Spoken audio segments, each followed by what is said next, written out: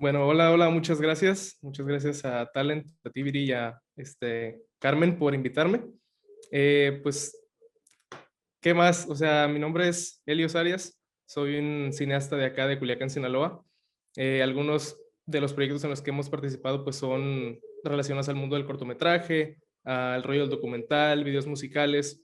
Digamos que a pequeña escala, porque aquí en Sinaloa pues las oportunidades son un poquito escasas, pero hemos tenido nuestra oportunidad de trabajar en varias cosas, ¿no? Entonces, pues sí, quería platicarles un poquito de eso, de lo que he hecho. Yo, pues, no les puedo decir que soy un experto, pero sí me gusta mucho aprender de cámaras, me gusta mucho aprender de diferentes tipos de equipo que podemos utilizar para el entorno audiovisual. Entonces, quería platicarles un poquito de mi experiencia a la hora de haber empezado a trabajar en esta industria audiovisual, cinematográfica, y de cómo fue también mi encuentro con los distintos tipos de equipo profesional que te puedes encontrar en un set, pues ya de buen nivel, ¿no? Entonces, sin más preámbulo, muy bien, muy bien.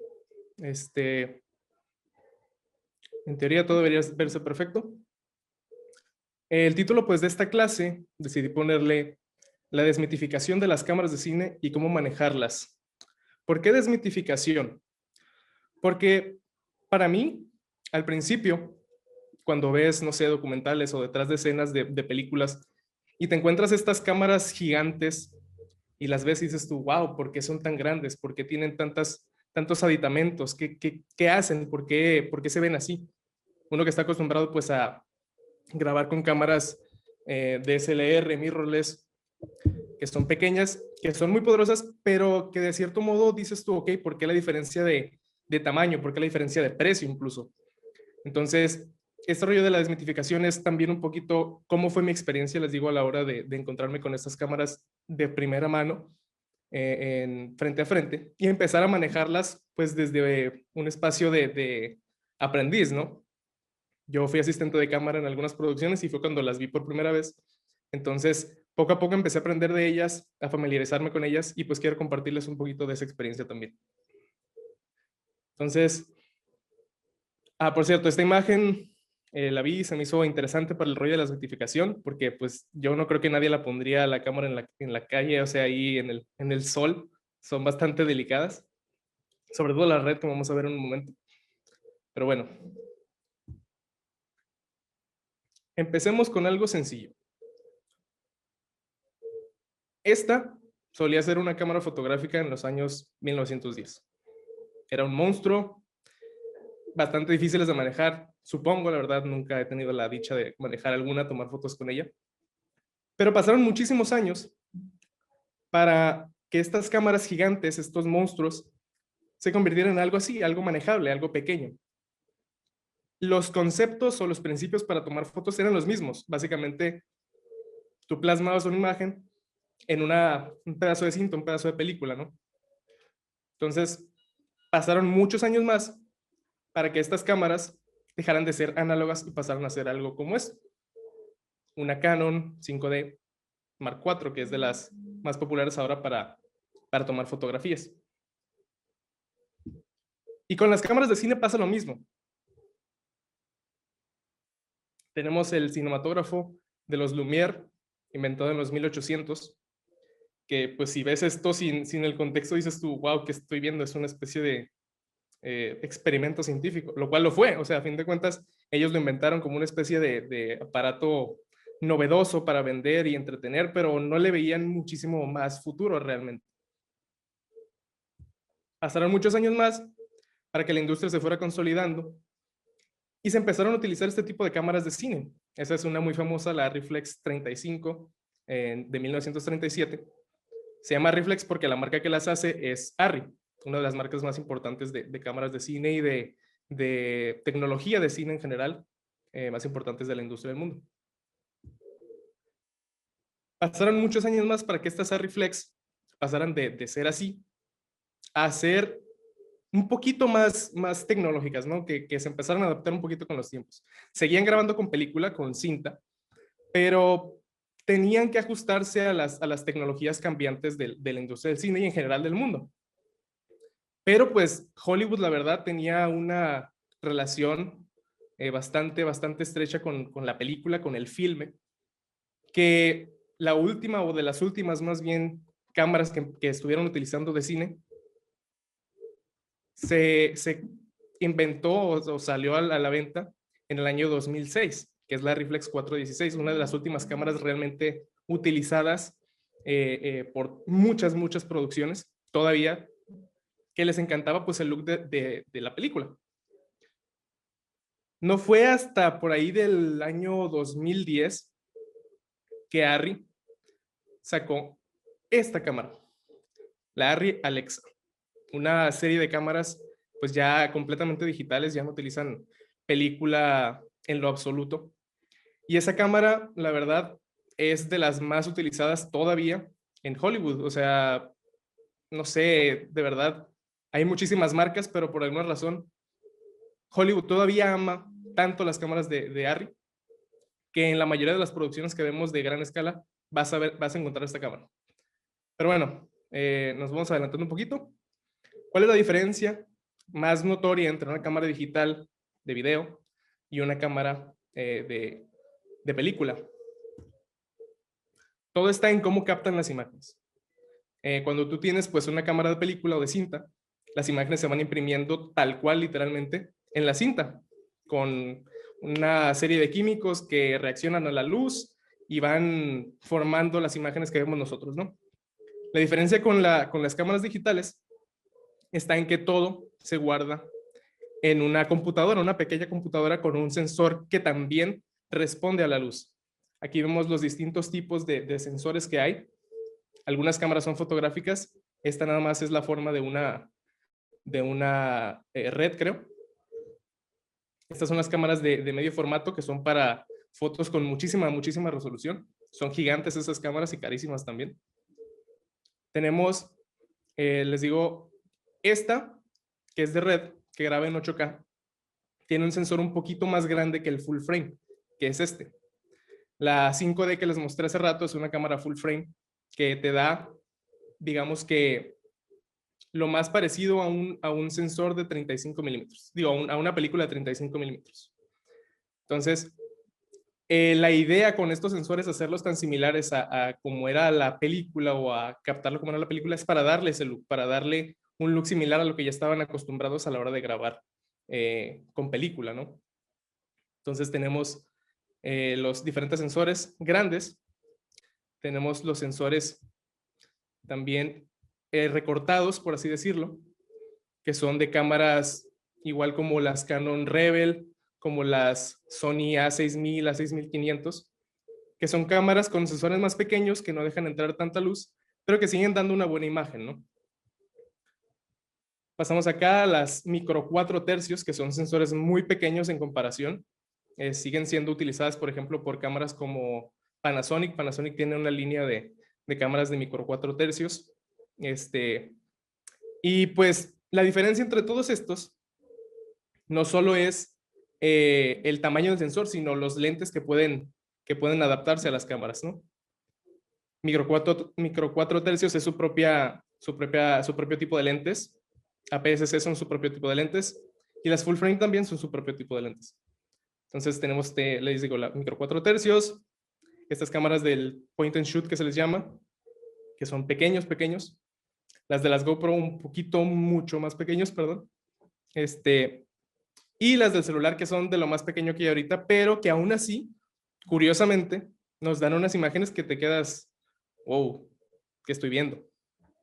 Hay unas diferencias entre todos estos, pero la verdad es que cada uno te puede dar una gran imagen dependiendo del tipo de proyecto al cual te estás refiriendo, ¿no?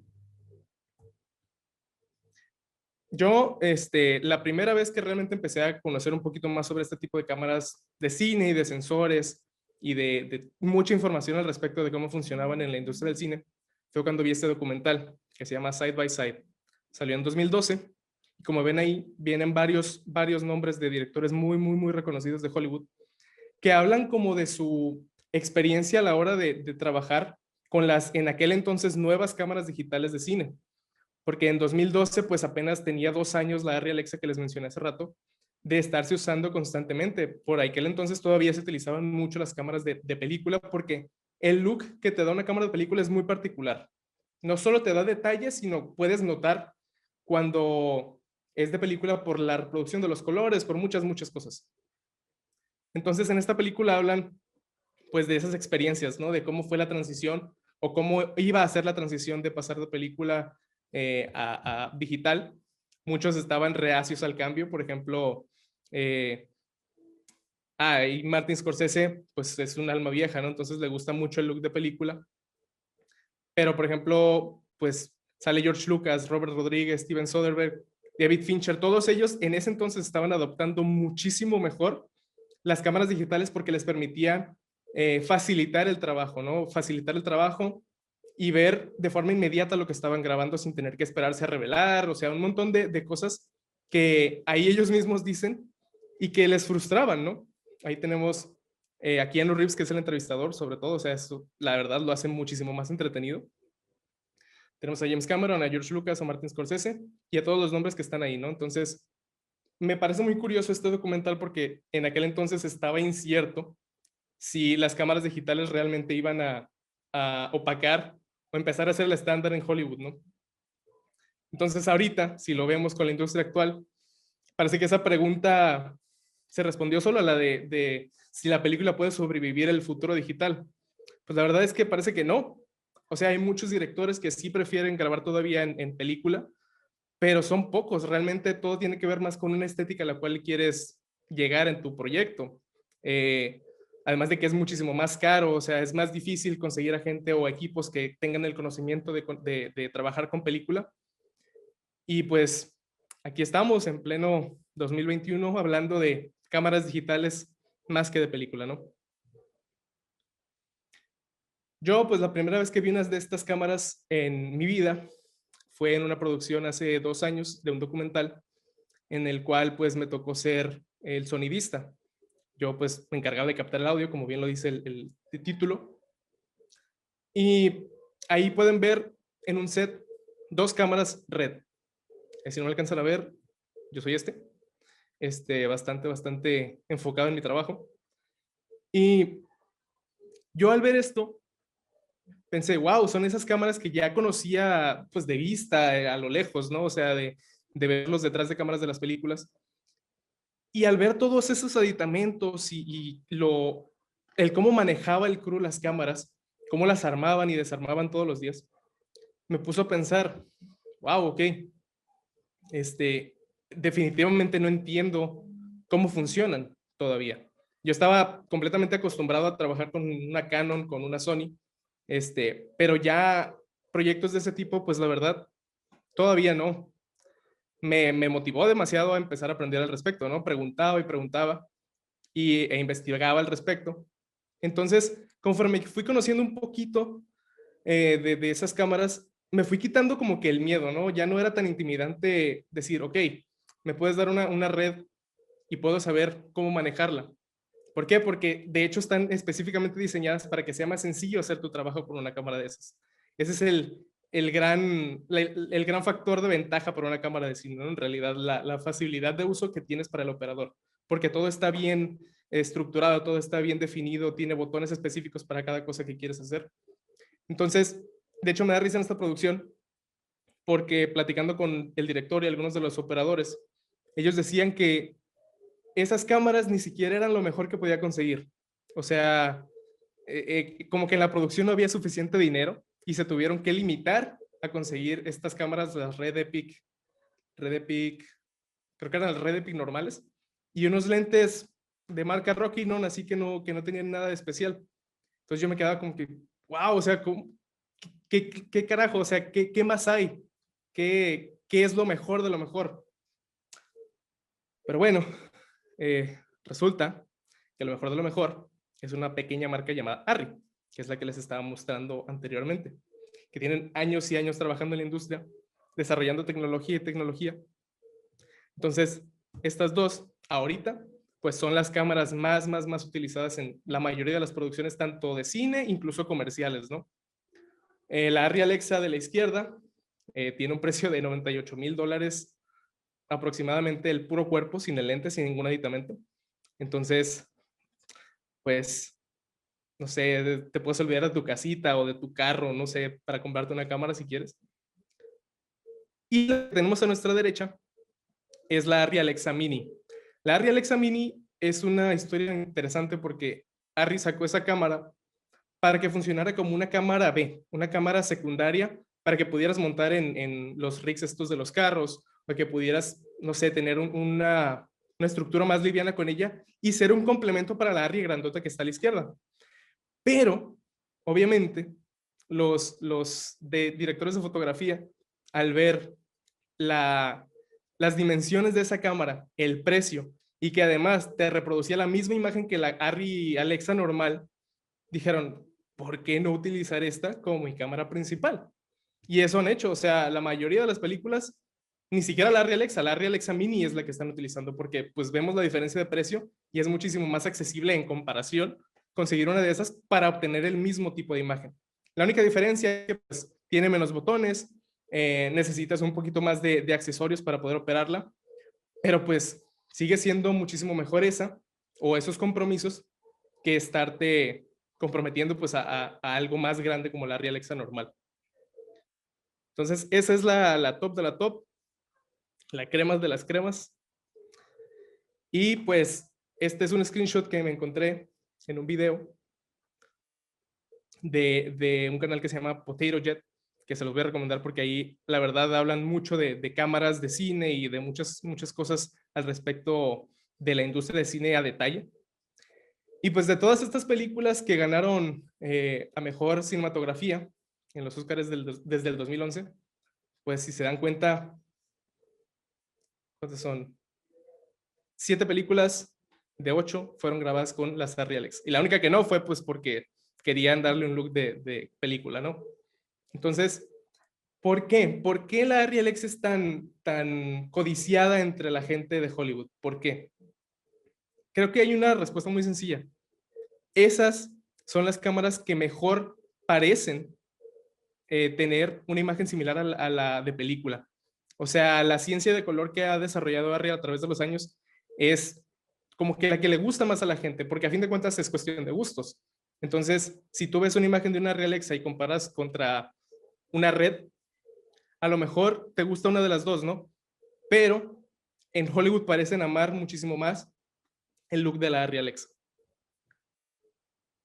Ahora, que se estaba mencionando, uno de los competidores más fuertes de Arris es Red. Red hace las cosas un poquito diferentes en el sentido de que sus cámaras son modulares, por así decirlo. O sea, ellos te venden el cerebro y tú les vas armando poco a poco con aditamentos, ya sean monitores, ya sean cosillas ahí para hacer que funcione, porque el puro cuerpo, el puro cerebro, pues no te funciona por sí mismo. Esa es una de las ventajas y desventajas de Red, que puedes armarla a tu gusto, pero si no compras los aditamentos necesarios, pues te quedas con un armatoste ahí que no te sirve de nada, ¿no? Entonces, aquí vemos todas juntas las líneas que tienen ellos, las más populares. Y estas son cámaras que pues a mí ya me tocó utilizar. Ahora sí, en una producción del año pasado, nos tocó utilizar una red Dragon era, que es esta que ven aquí. Me tocó operarla de cerca, me tocó verla de cerca, aprender muchos de sus funcionamientos y me di cuenta aún más que era muy sencillo, muy sencillo utilizarlas. ¿Por qué? Porque en esta pantallita que está arriba vienen todas las opciones necesarias. O sea, es como un pequeño, no sé, iPad en el sentido de que tú todo lo manejas a través de esa pantalla. Y es muy intuitiva, la verdad. Realmente, si tienes conocimiento básico de cámaras o de cómo manejar video en general, todas las opciones las vas a encontrar ahí. ¿Ok? O sea, me gustaría que estuviéramos todos juntos viendo paso a paso cómo operar una cámara de estas, pero pues, no tengo en mi poder una de esas cámaras y pues no podemos estar presentes todos, ¿no? Pero mínimo me gustaría así darles una pequeña introducción o un pequeño tour a cómo funcionan estas cámaras y cómo son y qué aditamentos necesitan para poder funcionar y que tengan un poquito más de entendimiento, ¿no? De cómo operar estas cámaras. Entonces les digo, aquí, esta es un screenshot directamente de la página de Red. Esta es la cámara base que ellos tienen, que te venden el cerebro o cuerpo, cerebro le llaman ellos, y tú eliges el sensor que quieres realmente. El más caro, pues este es que graba en 8K, que es un poquito más grande que el full frame, el sensor. Tiene un costo de $54,000, que sigue siendo pues menos que una Arri Alexa, a fin de cuentas. Vamos bajando al Helium 8K, Super 35. Este es un sensor que también se asemeja mucho a cómo solían ser las cámaras de película, con esas medidas. Y todavía sigue siendo como que el más utilizado. Aún el look de full frame en video no es tan aceptado por Hollywood, hasta apenas está empezando a adoptar. De hecho, Red y Arri pues acaban de sacar hace relativamente poco estos sensores de tamaño grande, porque todas las cámaras por lo regular grababan en un sensor llamado Super 35, que aquí están las medidas, diagonal, perdón, 33.80 milímetros, que es más o menos aproximadamente, ¿no? Entonces vamos bajando, tenemos la Gemini 5K y la Dragon X6K. Esta es una de las que grabamos nosotros, que es la más barata incluso, miren. Entonces, esa es la línea más básica de Arri. Digo, perdón, de Red. Y estas son las de más alta gama. ¿Por qué son de más alta gama? Porque como les decía, las de base son modulares. Tú compras el cerebro y tienes que estar comprando aparte aditamentos para poder conectarles tus micrófonos, para poder conectarles tus monitores, para poder conectarles cualquier cosa. A fin de cuentas, el cerebro no te sirve de nada si no le conectas nada de eso. Lo que hacen las Red Ranger es que ya se parecen un poquito más a las Arri. Tienen todos los puertos necesarios para conectar cualquier cosa que necesites, ya de cajón. Ya no ocupas comprarle nada más, nada extra. Y por eso cuestan tanto, porque ya traen todo incluido. Hace relativamente poco también, Red sacó por primera vez una cámara pues bastante accesible en comparación con sus otras cámaras, que es la Red Komodo. La Red Komodo ahorita es una cámara pero muy codiciada, porque no solo cuesta $5,000, que no es nada en comparación con las demás, sino que tiene un tamaño tan pequeño que se puede meter en cualquier parte, se puede montar con cualquier tripié, con cualquier estabilizador. Es la elección predilecta de los cineastas independientes ahorita. Desafortunadamente, pues esa cámara, al ser tan codiciada y haber salido en tiempos de pandemia, pues no es tan fácil conseguirla. Es como la pides y esperas meses para que te llegue. Entonces, sí es una gran opción por parte de Red porque te da los mismos colores y la misma calidad que te daría una Red de las grandes. Pero pues conseguirla ya es lo complicado, ¿no? Sin embargo, pues es bueno que Red haya decidido también atacar un poquito un mercado muchísimo más accesible. Otras de las marcas reconocidas en cuanto a cámaras de video de cine se refiere es Blackmagic. Blackmagic pues ataca un mercado completamente diferente que Red y Arri, porque esas casi nunca las ves, si es que realmente nunca, en producciones de cine comercial, pues de industria, ¿no? No tanto porque sean malas, sino porque Blackmagic tiene una tendencia a irse a un mercado un poquito muchísimo más accesible que Red y Arri. Lo podemos ver con los precios. Y eso significa que muchos de los materiales que utilizan para construir sus cámaras, pues a veces fallan, no son de la mejor calidad. Se han reportado muchísimos errores a veces con este tipo de cámaras. Hay videos en YouTube que muestran que a veces te fallan o empiezan a grabar solas. Cosillas así, ¿no? Cosillas que Blackmagic, pues, al querer abaratar los costos de tener una cámara con una gran calidad, pues de repente salen estos pequeños errores. Sin embargo, eso no quiere decir que estas no sean buenas cámaras y que no las puedas usar de forma profesional. De hecho, pues, curiosamente, Blackmagic tiene la primera cámara 12K del mercado, la Ursa Mini Pro 12K, que es la que ven ahí, que está a solo $10,000. O sea, comparada con la más barata de Red, a excepción de la Komodo, pues es muy barata.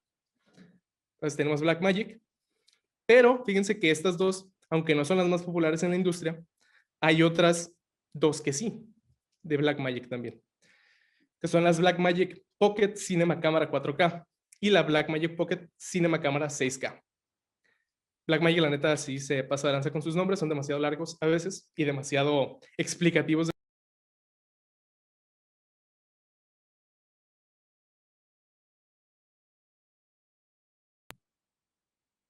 Creo que estaba silenciado. Vale. Como les decía, estas cámaras pues son muy populares ahorita para pues los sectores de muy bajo presupuesto. Como pueden ver, pues son precios que en comparación son casi feria, ¿no? De bolsillo. Entonces, estas cámaras pues son las predilectas para las producciones en las cuales no hay ningún presupuesto porque te dan una gran calidad de imagen a un bajo precio. Nosotros hace poquito, bueno, el fin de semana pasado grabamos una producción con la Blackmagic 6K y la verdad es que es muy fácil de usar, muy sencilla, te da una gran imagen y esta es una de las cosas que tiene Blackmagic, que buscan ser lo más accesibles posibles para el usuario. Como ven, pues tienen una forma muy similar a este tipo, las DSLR, porque se buscaba que fueran una especie de sustituto a la hora de grabar video con este tipo de cámaras. Se les hizo muy atractivo darle esa forma, a pesar de que pues, las cámaras de cine no necesitan esa forma y a veces hay unas quejas ahí con cómo están diseñadas. Pero bueno, tenemos la 4K y la 6K. La 6K acaba de tener una actualización, que es la 6K Pro, que tiene algunos aditamentos que la hacen un poquito más funcional a la hora de grabar video, ¿no? Específicamente, pues la forma es un poquito más robusta. Y lo que la hace especial es que tiene algo llamado NDs, filtros NDs adentro de la cámara. Los filtros NDs son unas herramientas que te sirven para exponer tu imagen sin tener que moverle a la configuración de la cámara. Entonces, esos te sirven mucho para poder grabar en exteriores, por ejemplo. Y hay cámaras como las ARRI que también los traen integrados. Entonces, el que una cámara tan barata los tenga integrados ya les da un plus a la hora de querer elegir una cámara para grabar video. Entonces, la 6K Pro, pues ahorita también es muy querida por eso. Sin irme mucho a detalle, hay otras marcas que también hacen cámaras de cine, como lo es Sony, que tiene la línea FX y la Sony Venice. La Sony Venice es la que más se utiliza a veces para cosas de cine, pero pues tampoco es la más utilizada. La FX9 y FX3, perdón, FX6 me equivoqué, la FX3 no. FX6 son muy utilizadas, pero para comerciales de incluso de presupuesto así medio atropelladón. Pero pues la verdad, lo que tiene bueno Sony es que también son muy compactas en comparación, son sencillas de usar porque como ven tienen muchos botones ahí también completamente definidos a los cuales tú puedes simplemente presionar lo que necesites. Y lo que tienen estas cámaras también es que todas son full frame. Todas son full frame, no tienen ninguna con sensor recortado, Super 35. Y te dan un look específico, ¿no? Te dan un look que la gente a veces busca y a veces no. Pero ya es cuestión de qué necesitas para tu proyecto. Canon también tiene sus propias líneas de cine, que es la línea Canon C. La Canon 700, C700 full frame, es la que tenemos a la izquierda. Es igual, la FF es full frame. Tenemos la Canon C300 Mark II, que es como que la más popular entre la línea de Canon de cine.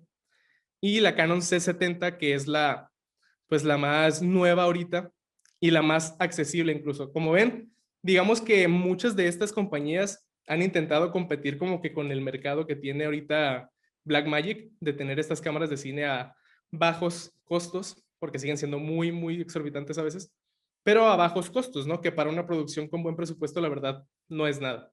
Entonces la Canon C70 busca competir con la Komodo, busca competir con las Pocket, y pues no lo está logrando tanto, la verdad, Canon no los ves mucho en producciones más que, creo que en documentales es donde se utilizan más, porque eso sí, son bastante prácticas, o sea, tienen casi todo listo para que tú puedas armarlas y empezar a grabar cualquier cosa, ¿no? Muy estilo documental como tal, por eso son elegidas para eso.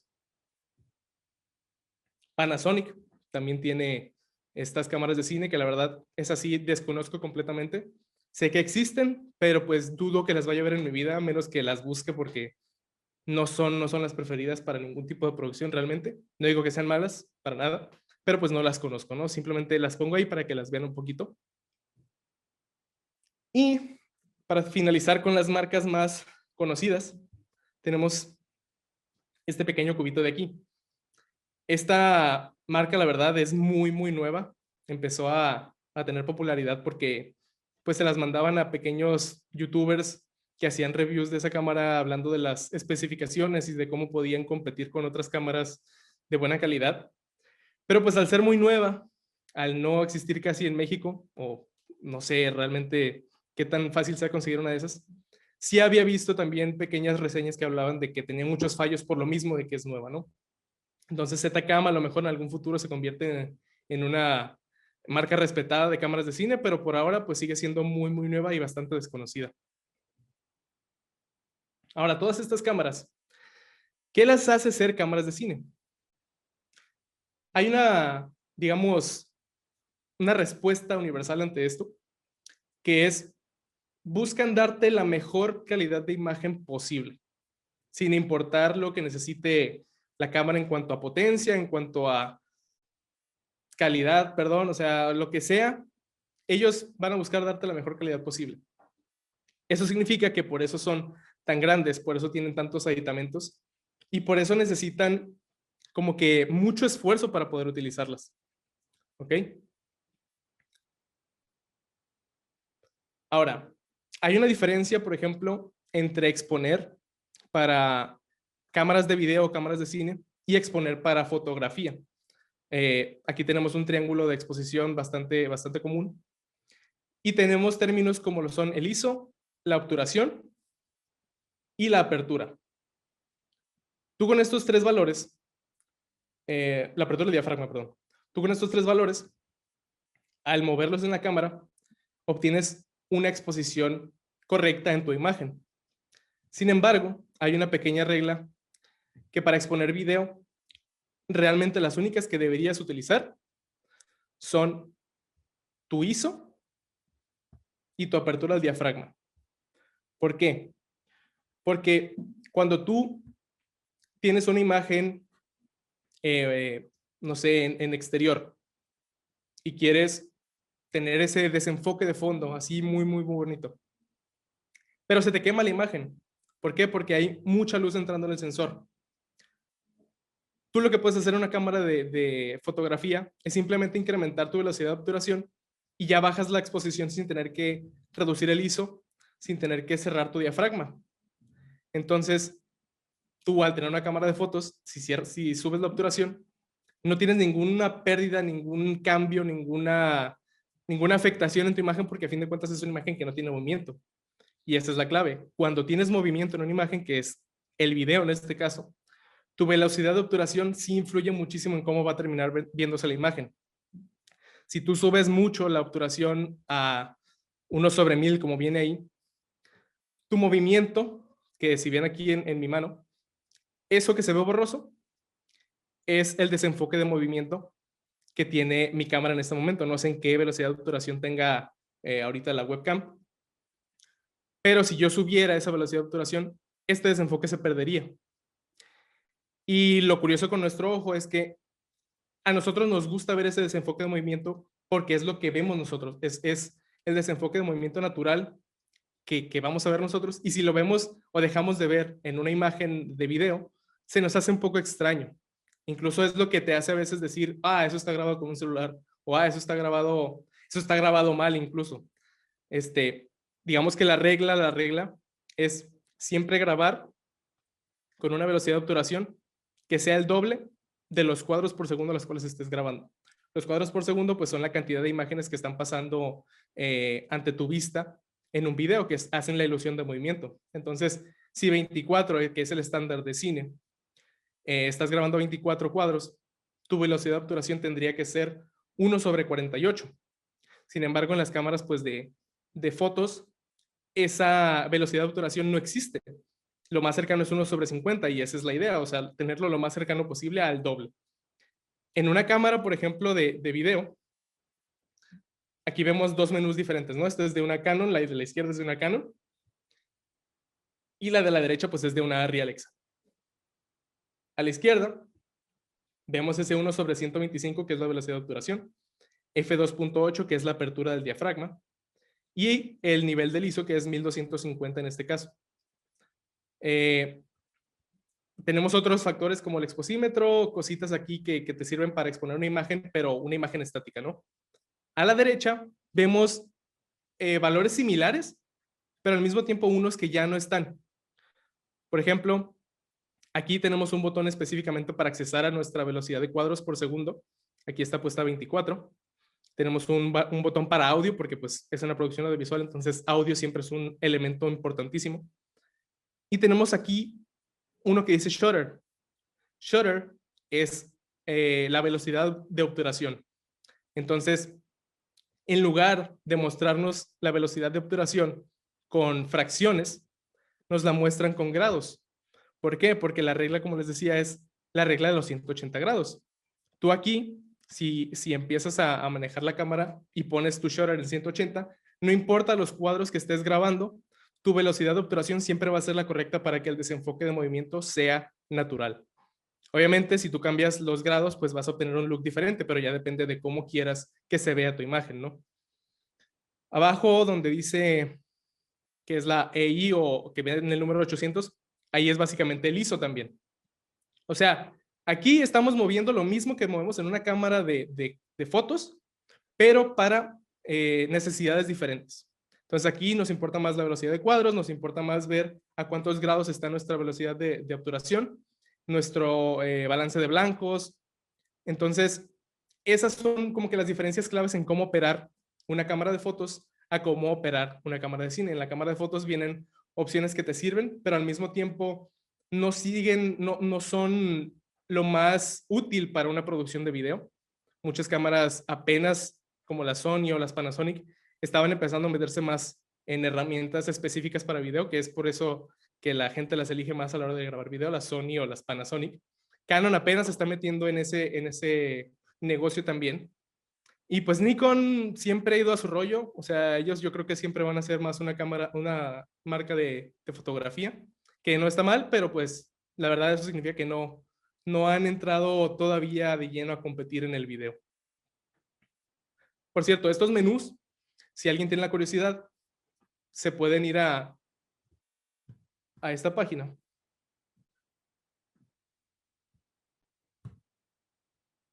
Pueden buscar en Google Arri Simulator y pueden ir practicando los menús, familiarizándose con los menús de las cámaras más populares de Arri, como lo son la Alexa Mini, por ejemplo, o la Alexa LF y todas las que tienen ellos, ¿no? De hecho, vamos a ponerlo aquí a ver qué tal.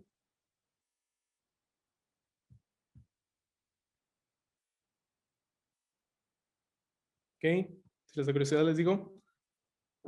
Aquí pues pueden mover los botoncitos, que son tal cual el menú como ellos ven en las cámaras físicas. Pueden cambiar la velocidad de cuadros, pueden cambiar back. Todos estos pues son botones físicos, ¿no? Entonces los tienes que presionar. El shutter, como les decía, aquí mientras más bajo, pues es más, digamos,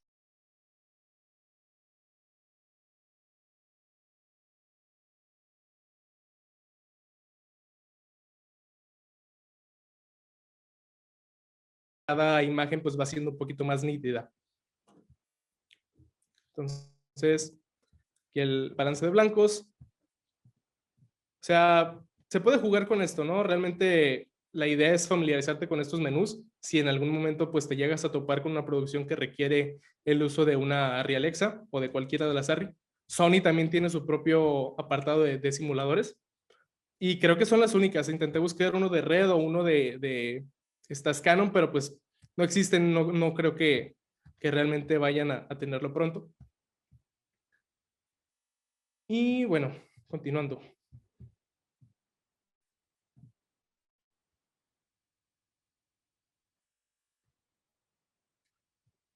Aquí tenemos una Arri completamente armada en una especie de armado básico con todos sus aditamentos y pensé que era una buena idea mostrarles un pequeño, digamos, una pequeña parte de la anatomía de estas cámaras, de cómo están armadas y por qué tienen tantos aditamentos.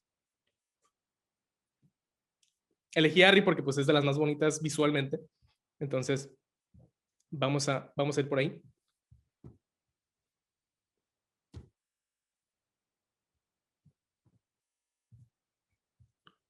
Empezamos con el cuerpo o cerebro, que son las que ya vimos anteriormente. Están las Arri, están las Red, están las Panasonic, las Canon, las que ustedes quieran. El cerebro o el cuerpo es donde se va a hacer todo el proceso computacional para captar tu imagen y grabarla en un disco duro o en una tarjeta de memoria. Entonces, tenemos nuestro cuerpo, que es la parte central de nuestra cámara. Detrás tenemos la batería, que es donde pues, se va a conectar toda la potencia del cerebro de la cámara y de varios de los aditamentos que vamos a ver a continuación. En el caso de las baterías, las más comunes son estas que tenemos aquí. A la izquierda tenemos las V-mount y a la derecha tenemos las Gold Mount. Las V-mount son, digamos que la versión universal de las baterías que se utilizan en sets de cine para conectar los aditamentos y las cámaras, porque son compatibles con muchos aparatos. Aparte que son más baratas, entonces la gente las elige precisamente por esas razones. Gold Mount, en teoría, es de mejor calidad porque tiene los pines de oro, como su nombre lo dice.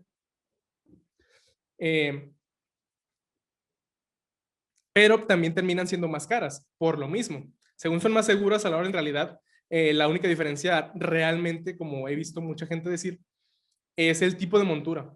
Gold Mount es un poquito más segura a la hora de montarlos, de ensamblarlos. Se te van a caer más difícilmente.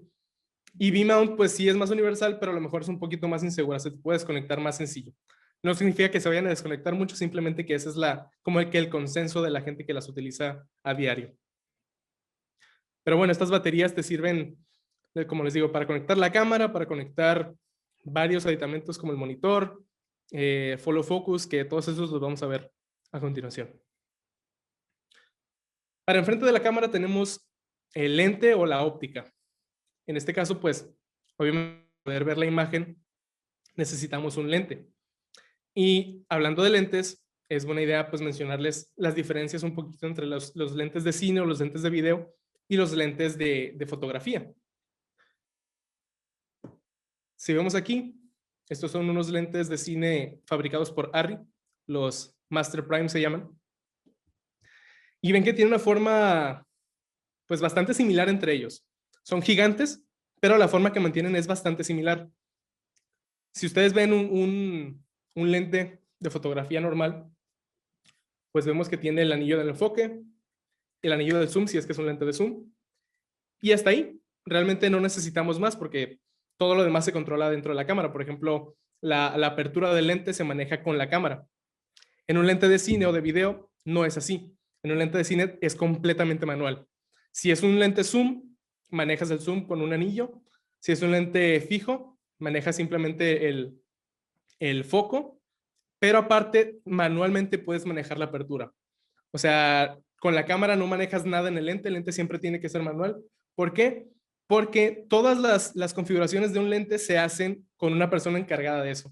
O sea, si tú quieres subexponer tu imagen con la apertura, lo vas a hacer manualmente porque tiene una ventaja que estos anillos son suaves a la hora de manejarse o de rotarse. Entonces, si tú en una cámara normal de fotos bajas o subes la apertura, ves como que esos golpecitos cuando el diafragma se está abriendo o cerrando, son como que clics. Entonces, en un lente de cine eso no puede suceder porque es un salto muy fuerte en la imagen. Entonces, la idea es, si vas a hacerlo, tener un salto bastante suave a la hora de mover el diafragma del lente. Entonces, digamos que estos lentes pues se ven igual porque tienen que, a la hora de cambiarse, si necesitas cambiar a un rango focal diferente, tienen que tener las dimensiones exactas para que todos los aditamentos que ya le habías puesto a la cámara queden donde mismo y no tengas que volver a montar todo de otra forma y pues no pierdas tiempo en la producción, ¿no? Porque siempre es apremiante el tiempo. Entonces les digo, estos son los Arri Master Prime, que son de los más caros.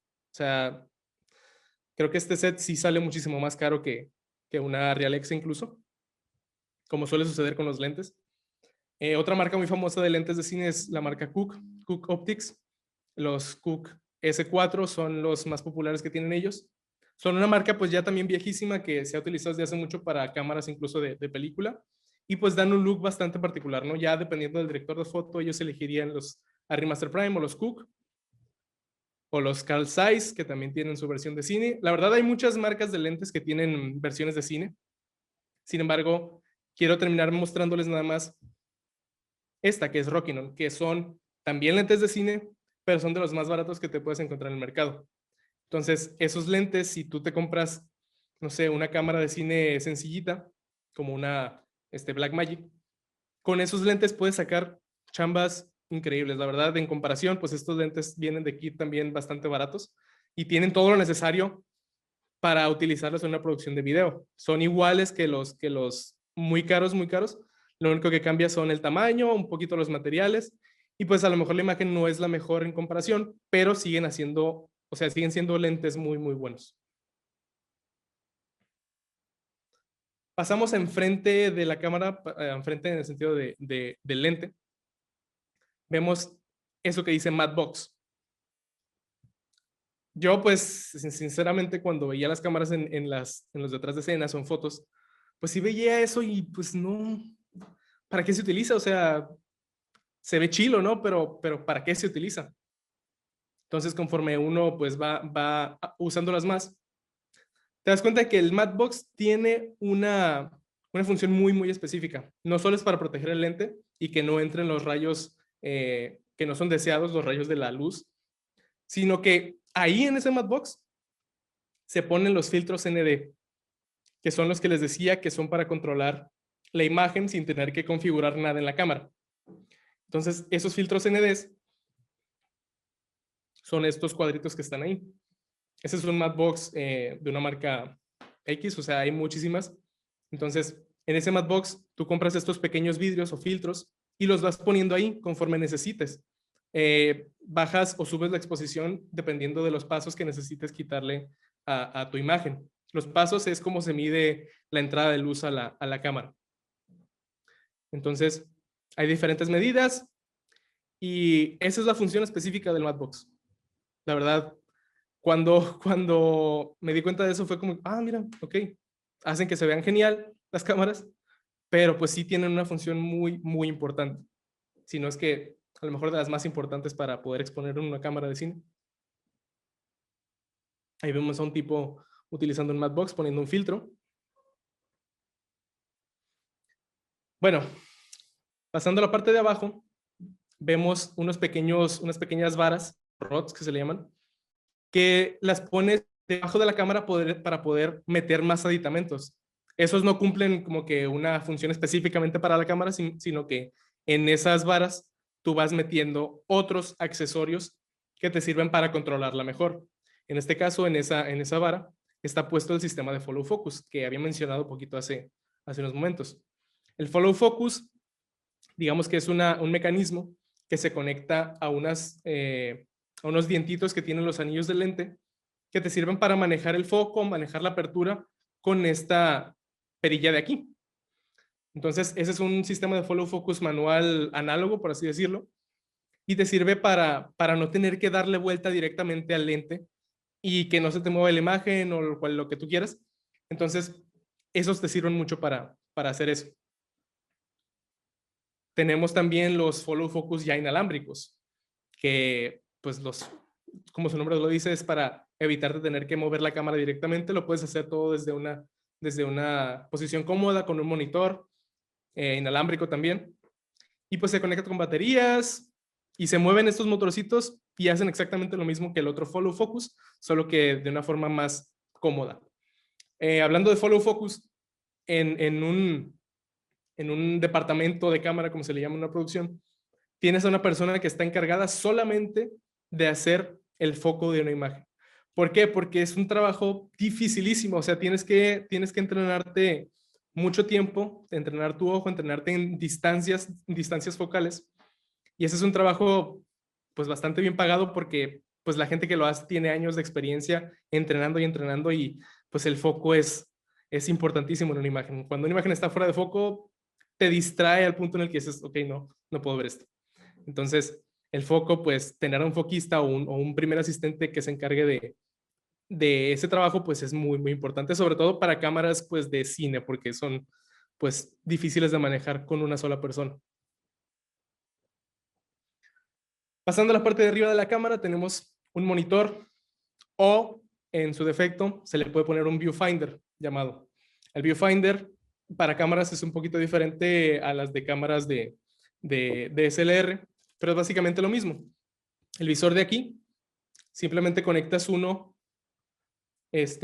a la cámara y tienes las mismas funciones. Cuando hablamos de monitor, estos son algunos de los ejemplos más populares, de las marcas más populares. Atomos es la más cara, bastante más cara, pero lo que tiene Atomos es que no solo te funge como monitor, también te funge como una grabadora externa de video. Tú puedes conectarle un disco duro a ese monitor y en lugar de que todo se grabe directamente a la cámara, puedes grabarlo a ese monitor y te da unas opciones un poquito diferentes, a lo mejor con mayor calidad a lo que estás utilizando directamente desde la cámara. Entonces los Atomos se utilizan mucho para eso, no solo porque son las herramientas para ver tu imagen, sino para poder grabar a mejores formatos, dependiendo de la cámara.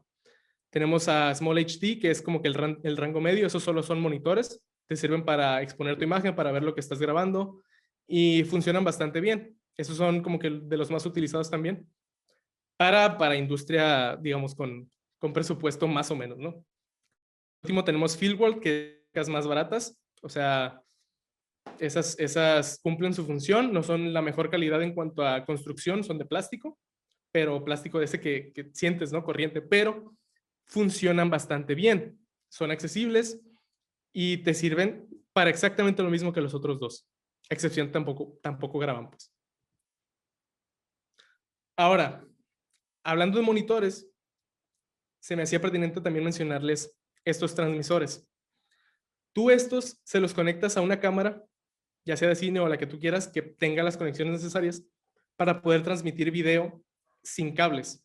Entonces, si tienes un monitor, ya sea de los que mencioné anteriormente, de esos que son pequeños, o tienes un monitor grande de producción para el director o para un cliente, tú conectas estos transmisores y ya puedes tener una imagen simultánea sin necesidad de tener un cable grandote. Estos, pues igual, Holyland es de las marcas más accesibles y Teradek es de las marcas pues más caras. Todos estos aditamentos, sinceramente, hablando de accesibilidad, pues siguen siendo bastante caros, ¿no? Armarte un rig de cámara de cine o de DSLR o incluso de celular puede salirte muy caro, pero pues una vez que los tienes, te pueden durar casi toda la vida. O sea, lo chilo de esto es que estos son caros, pero porque a fin de cuentas lo valen y facilitan pues mucho tu trabajo y hacen que incluso puedas seguir con un negocio rentable, ¿no? ¿Para qué se necesita un monitor? Estas simplemente son dos razones. A nuestra izquierda tenemos algo llamado focus peaking. Eso que ven ahí rojo es para ayudarte a detectar qué está en foco en una imagen y qué no está en foco en una imagen. Entonces, cuando algo se pone con los bordes rojos o del color que tú elijas, es para ayudarte a eso, para ayudarte a enfocar.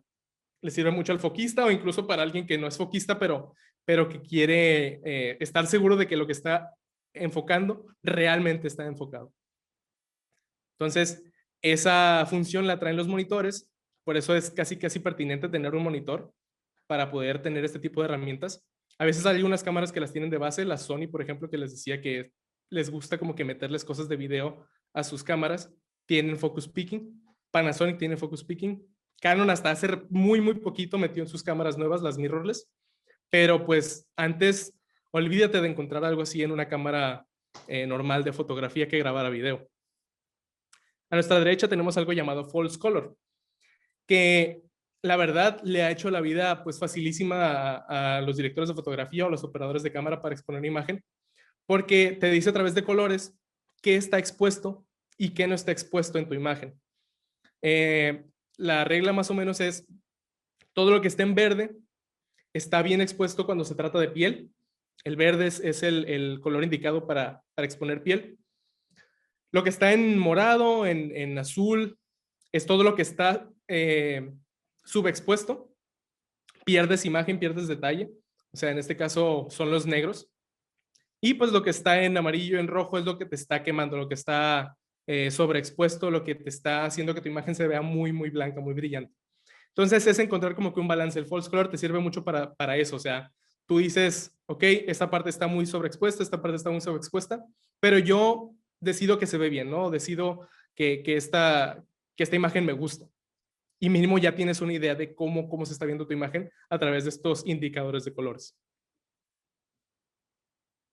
A lo que les decía del viewfinder, esta es una, digamos, igual una pantallita pequeña para tu ojo, que la conectas a las cámaras.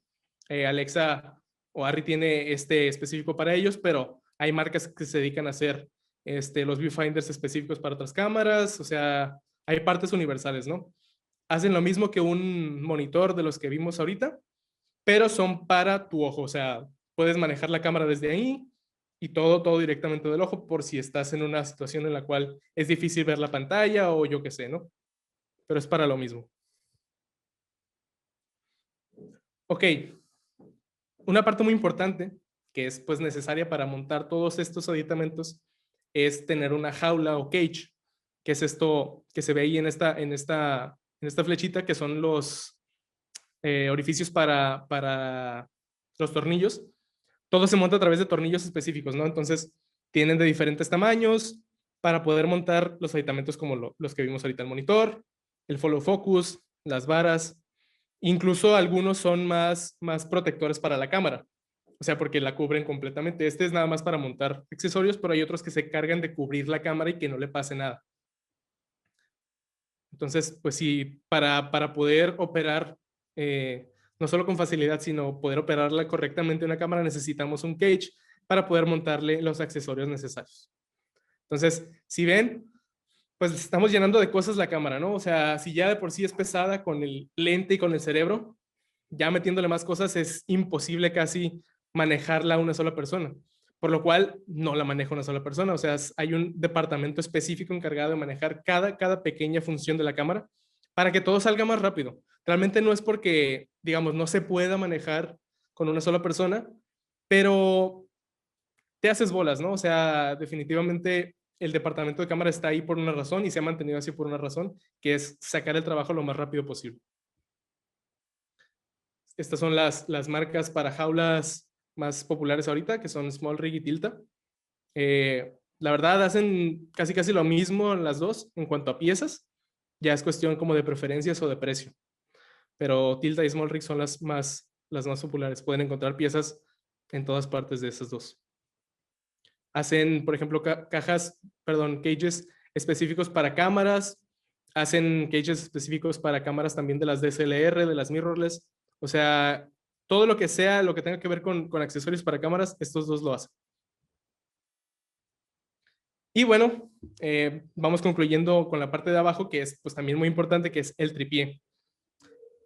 Hay pues también diversas marcas de tripiés, pero pues de las más populares son estas dos, Manfrotto y Sachtler. No sé cómo pronunciarlo exactamente, pero esas dos son las marcas más populares de tripiés. ¿Qué hacen a estos tripiés especiales? No solo aguantan un mayor peso para todos los aditamentos de una cámara de cine, sino aquí en este Sachtler que vemos aquí, esta cabeza que se le llama, tiene movimiento fluido. Tú con esos tipos de tripiés, a la hora de hacer movimientos tipo paneo, tipo tilt up, tilt down, tú puedes moverlos de mejor manera. O sea, tienen ¿cómo se llaman? Engranajes por dentro que hacen que las cámaras se muevan de forma muy fluida, de forma suavecita. Y eso hace que no salte ningún movimiento que hagas con la cámara. Entonces, si por ejemplo ves a uno de esos tripiés baratos que tienen dos seguros y los empiezas a mover, pues se te van trabando, ¿no? Te das cuenta cuando es un tripié porque se siente además horrible moverlo. Con estos no. Con estos, pues, es una maravilla, ¿no? Mover tu cámara para hacer distintos tipos de movimientos. Y esa es la razón por la cual están tan caros también. O sea, les digo, todos estos aditamentos son carísimos, pero estos también te van a durar una eternidad. están hechos con los mejores materiales y hacen que tu trabajo en un set sea más sencillo y más rápido. Aquí vemos igual una Arri Alexa Mini, pero ya con cada parte más o menos separada. Tenemos el cage, que es esto de aquí, la cosa negra que literal se ve como una jaula. Tenemos el viewfinder, tenemos un disco duro donde se guarda todo el material, tenemos las varas, tenemos una placa base donde se montan las varas y tenemos estos cables que son llamados SDI. Los cables SDI funcionan para montar, para transmitir de la cámara la imagen a un monitor externo. No sé si ubican los cables HDMI, pero básicamente cumplen la misma función, pero los SDI son más seguros. O sea, no se te van a desconectar tan sencillo y pues una muy buena calidad. Esos son los utilizados en la industria precisamente porque es seguro tenerlos ahí conectados, ¿no? Como les decía, pues estas cámaras cuando están completamente armadas, pues requieren un grupo específico para poder operarlas. El que se encarga del foco, el que se encarga de montar los discos duros, que antes eran película, pero ahorita son discos duros, de montar los lentes, o sea, está el director de foto, ¿no? Que es el encargado del departamento. Está el operador de cámara, que es el que se encarga de hacer los movimientos, de ver el encuadre. Está el primer asistente de cámara, que se encarga de manejar el foco y solo manejar el foco. De eso se encarga nada más porque, como les digo, es un trabajo importantísimo y dificilísimo. Está el segundo asistente de cámara, que es el que se encarga de traer todos los accesorios, montarlos, cambiar los lentes, sacar las tarjetas y llevárselas al data manager. Y a veces tienes un tercer asistente, pero eso es nada más como para las cosas que ya no necesitas, ¿no? O sea, las cosas, como que tener un tercer asistente ya es demasiado. Pero bueno, también hay casos en los que se necesitan, ¿no? Pero bueno, vemos que es un departamento con mucha gente, con muchas personas y cada uno encargado de un puesto específico para poder manejar cámaras de este tipo. Entonces, mi idea con mostrarles esto es que sí, las cámaras de cine tienen una gran imagen, te dan la mejor imagen posible, pero a veces no es lo que necesitas en tu producción. ¿Por qué? Porque no vas a poder pagarle a un equipo de cámaras o un departamento de cámaras completo y pues a fin de cuentas tu proyecto tal vez no necesite tanta resolución, tanto detalle. Puedes armarte un pequeño rig con tu Canon, con tu Sony y sacar muy buenos trabajos. Hablando de rigs, estos son pues algunos de los que te puedes encontrar. Antes pues teníamos la cámara montada en un tripié para tomas fijas y movimientos sobre el eje de la cámara. A la izquierda aquí tenemos un rig que te vas a encontrar para podértelo montar en tu hombro, como dice el nombre, shoulder rig. Esos pues son para cámaras, como se les llama en mano, movimientos más naturales o más orgánicos, ya no se ven tan planeados, tan artificiales. Entonces, lo único que cambia es, en lugar de tenerlo en tripié, le pones una placa base abajo para poder montártelo en el hombro, ¿no? Del lado derecho tenemos lo opuesto, para obtener una imagen completamente fluida y tener movimientos omnidireccionales. O sea, estos rigs, los Steadicam, son también carísimos, pero te dan la mayor fluidez de movimiento y estabilidad posible con cámaras tan pesadas. Eso no significa que todas estas cosas que les mencioné de los rigs de cámaras de cine no se puedan adaptar a las pequeñas cámaras como las DSLR o las mirrorless. Entonces, aquí, por ejemplo, vemos creo que es una Canon, la de la izquierda, la del fondo negro, que está también montada con un Matbox, con un shoulder rig, con un mango de arriba, un monitor, una batería V-mount, y te sirve para exactamente lo mismo. Realmente todas estas herramientas te sirven con cualquier cámara que estés utilizando para poder facilitar tu trabajo. Entonces, simplemente es cuestión de buscar los accesorios específicos para tu cámara que le quieras poner, los lentes, y armarte algo que te pueda servir para tus especificaciones, para tus proyectos que tú necesites. O sea, si tú vas a armar un rig específico para tu producción, tú lo puedes encontrar y armar. Eso es la belleza, ¿no? De buscar o armar tus propios, ¿cómo llamarlas? Tus armados de cámara, tus pequeñas construcciones. O sea, son como los Legos, a fin de cuentas. Legos muy caros, pero pues como los Legos. Entonces, Aquí a la derecha vemos otro rig pequeño de un tipo que se los voy a recomendar también, que se llama DSLR Video Shooter, que es como un tipo que hace tutoriales específicamente hablando de cámaras pequeñas como las DSLR y las mirrorless. Entonces, al final les voy a dar como que todos los canales en los cuales me estoy basando para esta información que les pueden servir a ustedes. Pero bueno, ese es uno de ellos. Ahora, el Steadicam que vimos hace rato, también podemos tener algo similar para una DSLR, que son estos, los gimbal llamados, que son, en este caso vemos, pues creo que es una Panasonic y una Canon. Estos rigs, pues la verdad, son muy baratos en comparación. Nada más es cuestión de encontrar, pues, tutoriales a lo mejor para enseñarte cómo balancearlos, porque utilizan, pues, motores que se tienen que calibrar y lo que tú quieras, ¿no? Pero te sirven específicamente también para tener una imagen perfectamente estabilizada a la hora de hacer movimientos con ella, ¿no? Zhiyun y DJI pues son las marcas ahorita líderes en estos aditamentos. Zhiyun creo que solo se dedica a hacer estabilizadores. DJI pues son los que hacen drones también, que pues tiene sentido porque en los drones también necesitas tener estabilización para tu cámara, ¿no? Ahora, pasando al celular, lo mismo. Los mismos aditamentos que puedes encontrar para una cámara de cine o para una cámara de SLR los puedes encontrar para un celular y te van a ayudar a tener la mejor imagen posible. Esto que ven ahí montado en el celular es un filtro ND también, pero específicamente para celular. Y lo que está a la izquierda es una aplicación que se llama Filmic Pro, que te permite manejar completamente las configuraciones de tu cámara de celular, hablando de ISO, de apertura, de velocidad de obturación. O sea, te da todas las herramientas posibles para que la cámara no esté en automático, que por lo regular está de fábrica. Esta aplicación cuesta, pero pues la verdad es como una herramienta más, ¿no? O sea, creo que sí hay versiones gratis de otras cosas, pero pues no tienen la misma funcionalidad. Entonces, Filmic Pro, Mavis Pro o algo así, hay otras aplicaciones que sí son de pago, pero les digo, es una herramienta más que la verdad pues te va a sacar un gran provecho a tu celular. También pues están los gimbals para celular, que son más pequeños, pero igual hechos por las mismas compañías, por si quieres tener una imagen estabilizada con el celular.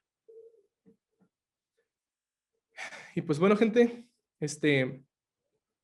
más o menos eso es lo que quería yo compartirles hablando de las herramientas que se utilizan a la hora de manejar cámaras de cine o específicamente para video. Entonces, ahorita pues les voy a dar también unas recomendaciones para información de todo esto que les estaba comentando. Pero pues, si quieren pasar a la ronda de preguntas, me esperé hasta el final no sé si estaban anotando preguntas ahí o que quisieran preguntarme, para no parar, ¿no? Pero con gusto se las respondo si les quedó duda de algo en específico.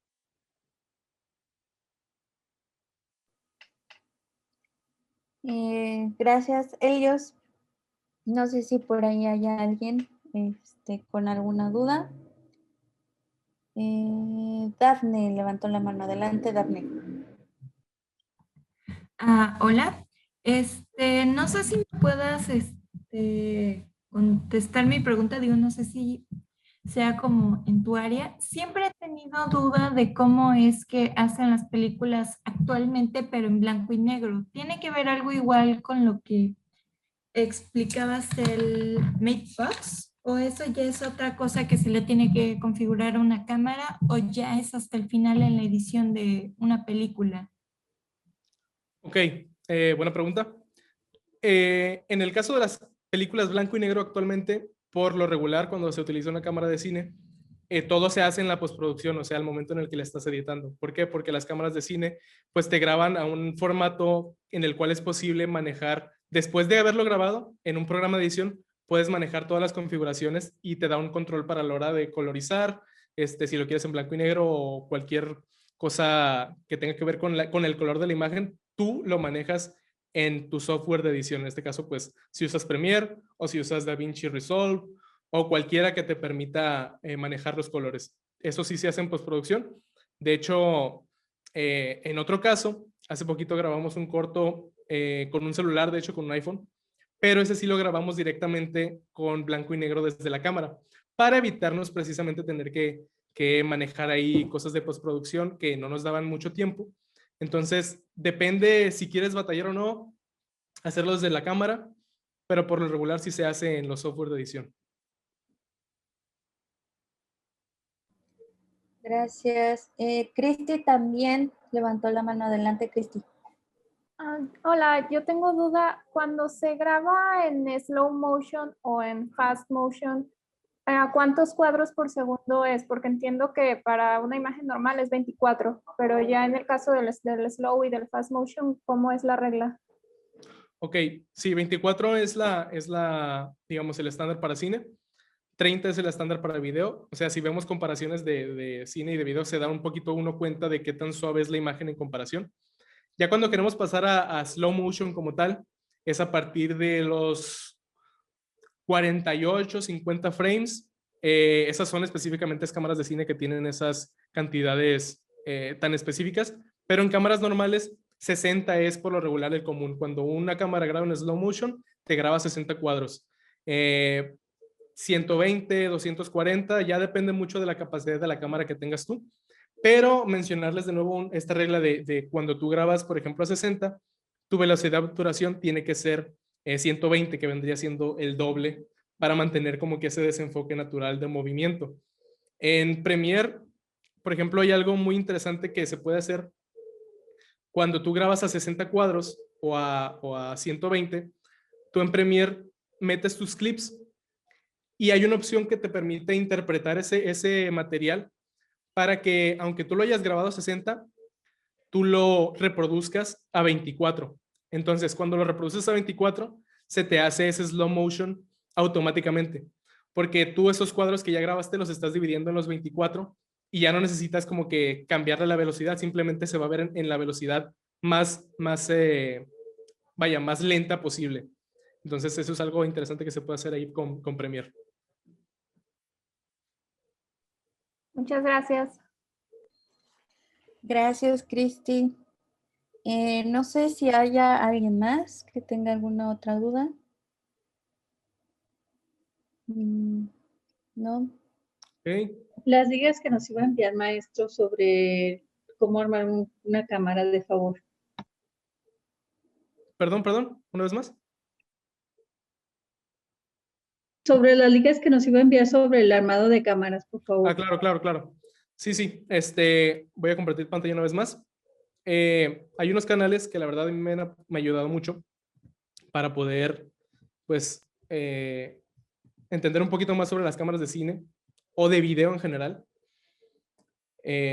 Por ejemplo, nos vamos a ir primero con que es un canal más o menos nuevo que se llama In-Depth Cine. Está en inglés. Desafortunadamente, mucha de la información que se va a encontrar, pues sí está en inglés, porque ahí es donde se tiene más como que información al respecto de la industria del cine, o más accesible, vaya.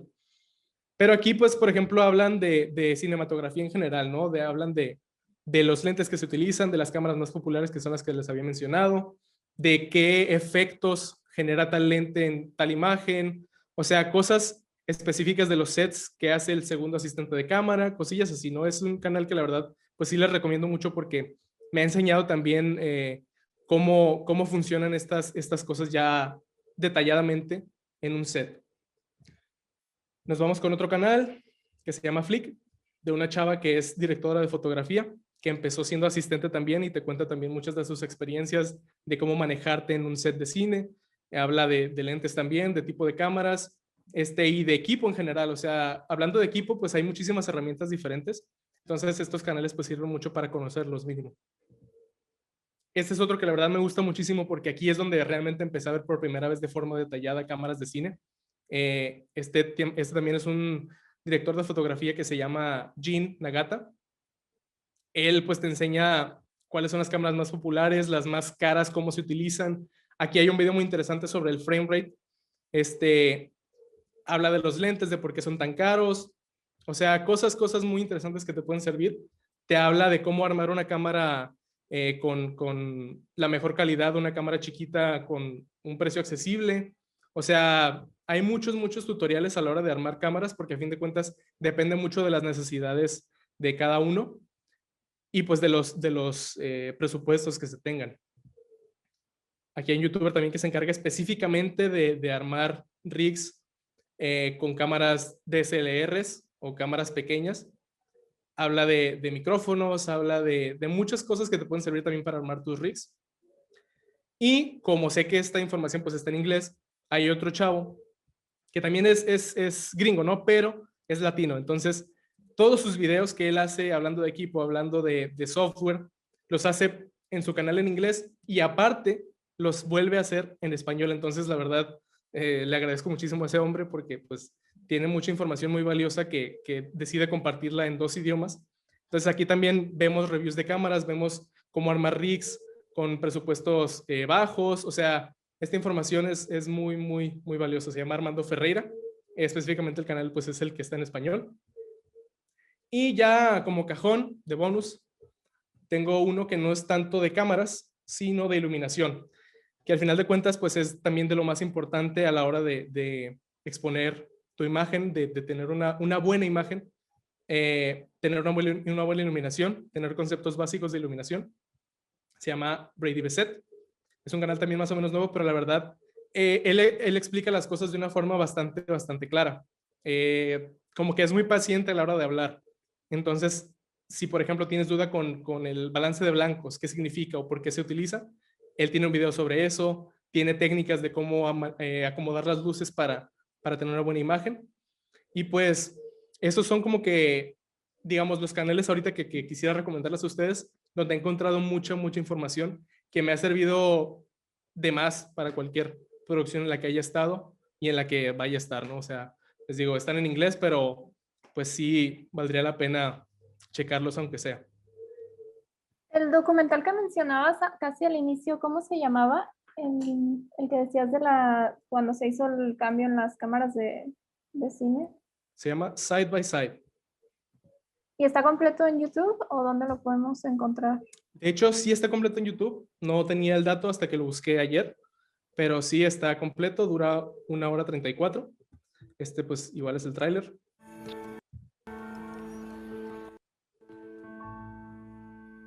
Ahí salen pues los diferentes testimonios de los cinematógrafos, de los sensores, hablan de cómo solían ser antes. Está George Lucas ahí. O sea, la verdad es información muy buena. Ya tiene sus añitos, pero te da como que un entendimiento más fuerte de cómo era el rollo del cine en aquel entonces y qué pasó a ser ahorita. Entonces, si se llama Side by Side, es muy bueno. Muchas gracias.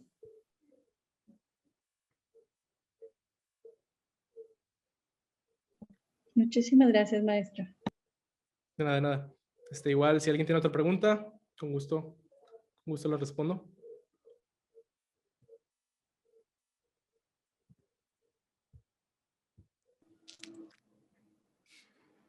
Pues muchas gracias a todos, muchas gracias, Helios. Creo que ya no hay más preguntas, entonces vamos a finalizar la sesión de hoy.